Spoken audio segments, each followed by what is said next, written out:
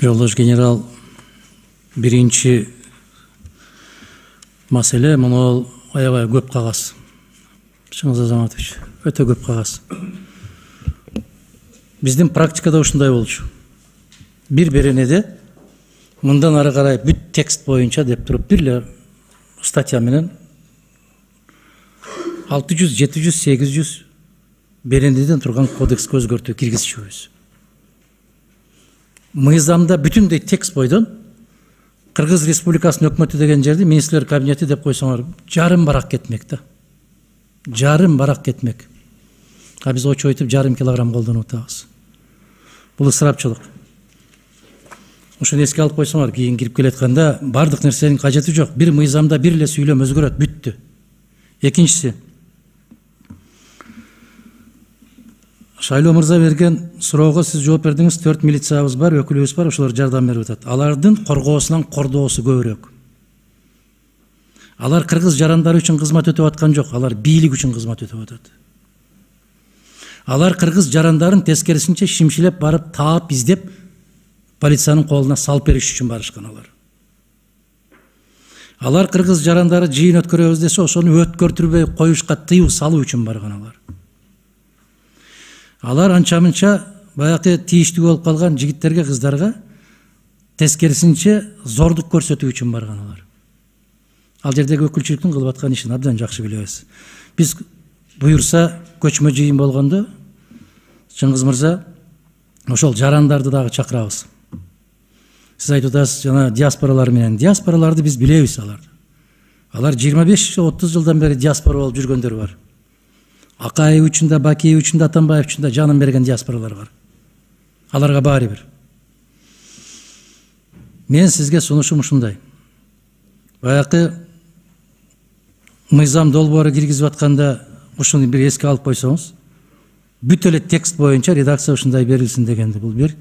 Экинчиси, муну бир айдын ичинде ошол жерде 4 өкүлүңүздөрдүн соңку бир жылдын ичинде биздин атууларга көрсөткөн конкреттүү көмөктөрү боюнча бир справка берсеңиз. Себеп мен Москвадагы, Россиядагы убактылуу иштеп жүргөндөр менен аябай көп жолугам. 16, 15, 17 жаштагы кыздар отурат. Түрмөдө отурушат. Ошолор бүтүндөй баягы баңгизаттарды таратуучу катарында отурушат. Билбей барып отуруп алып, күйөөсүн бычактап кеткен, күйөөсүн балталап кеткен өтө коркунучтуу кылмышкерлер менен бир камерада отурушат. Бул өтө чоң азапты салып аткан көрүнүш. Ошол 4 өкүлүңүз 4 кызды бошото алган жок ошол жерден. Кандай болуп атат булар? Алар эмне жумуш кылып атат? Бул жака маалымат бериш үчүн гана отурат. Баягы Евразес боюнча дагы биздин кесиптештерибиз туура суроо берди. Ал жерде кимдер иштеп атканын жарыкка чыгарышпайт. Кандай дейсиз? Рахмат, Владимир Зинович. Сиздин биринчи сунушуңузду эске алабыз. Россия Федерация боюнча көйгөйлөрүн сиз өзүңүз аябай жакшы билесиз. Бирок биз деген биздин 4 кызматкерлерибиз деген ошол кандайдыр бир мыйзамсыз аракеттерге барып атат дегенден биз алыспыз. Биздин кызматкерлер эч кандай баягы саясий иштерге аралашпайт. Ар бири боюнча бизде аз мен айтып кеттим, 9 миңден ашыктаган арыз муң даттарды караган биздин кызматкер жөнөкөй 4 кызматкер. Бир топ жылдан бери ошол жерде иштеген кызматкерлер бар. Сиз өзүңүз барганда жолукканда ар бири менен өзүңүз сүйлөшүп турсаңыз болот. Ар биринин кылган жумушун, бир жылдын ичинде кылган жумуш боюнча отчет берүүгө даярбыз. Биздин колунан келишинче кээ бирки убактарда биздин мыйзамдар Россия Федерациясы жүргөндө деген мыйзамда кандайдыр аракеттер барганга жол бербейт. Бирок ар бир жарандын арыз муңун угуп ошого максималдуу жардам бергенге аракет кылышат. Бул кылмыштар боюнча сиз айтып атасыз, кээ бирки биздин жарандар өзүнүн билбестиги менен кылмыш жазасына тартылып отурган жарандар бар. Алар боюнча биз юридикалык жардам берип, юристтер чаап бергенге же болбосо. Ошону айтсаңыз, канча кармалган кызды, жигитти, эрезеге жетерек жигиттерди, кыздарды бошотуп алдыңар?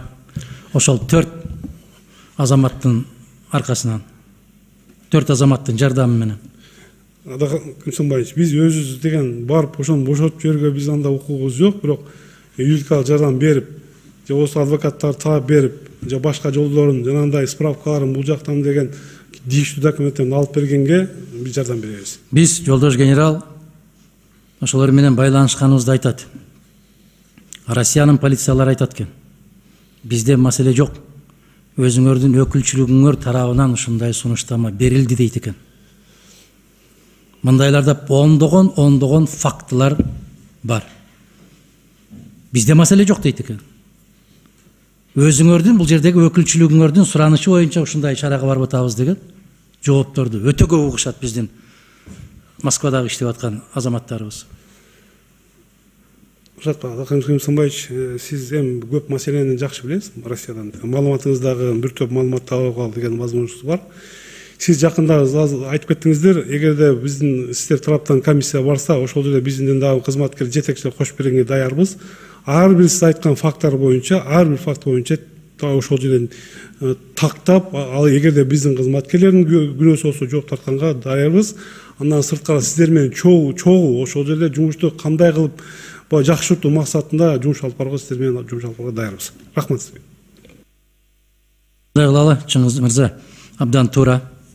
Биздин ушул көчмө жыйын болуп аткан мезгилде Ички иштер министрлиги тарабынан сиздер кимиңиздер жооптусуздар. Биз менен чогуу барганга аракет кылсаңыздар. Экинчиден биз алдын ала ушундай бир даярдыгыбызды көрүшүбүз керек дагы. Айтып атпаймынбы? Ошол жерде жашап аткан, убактылуу иштеп аткан жигиттерди, кыздарды эркин жарыя кылыш керек да, чоң жыйын өткөрүшүбүз керек. 3-4 жыл башта алар эркин жыйналып, керек болсо түлөө өткөрөт эле, керек болсо Нооруз өткөрөт эле, керек болсо башка бир иш-чараларды өткөрөт эле. Соңку мезгилде ошол биздин өкүлчүлүктүн кесепетинен, Ички иштер министрлигинин өкүлчүлүгүнүн кесепетинен бирдеме болсо эле ошол полицияга замат деле кат даярдап турушат. Биздин ошол жердеги жашап аткан жигиттерди, кыздарды экстремист катарында көрсөткөнгө аракет кылышып атат. Бул жакшылыкка алып келбейт. Ушуну сиз да эске алсаңыз, жанагы сиз айткан сунушту биз колдошубуз керек дагы, чогуу өткөрөлү ошол көчмө жыйында. Рахмат.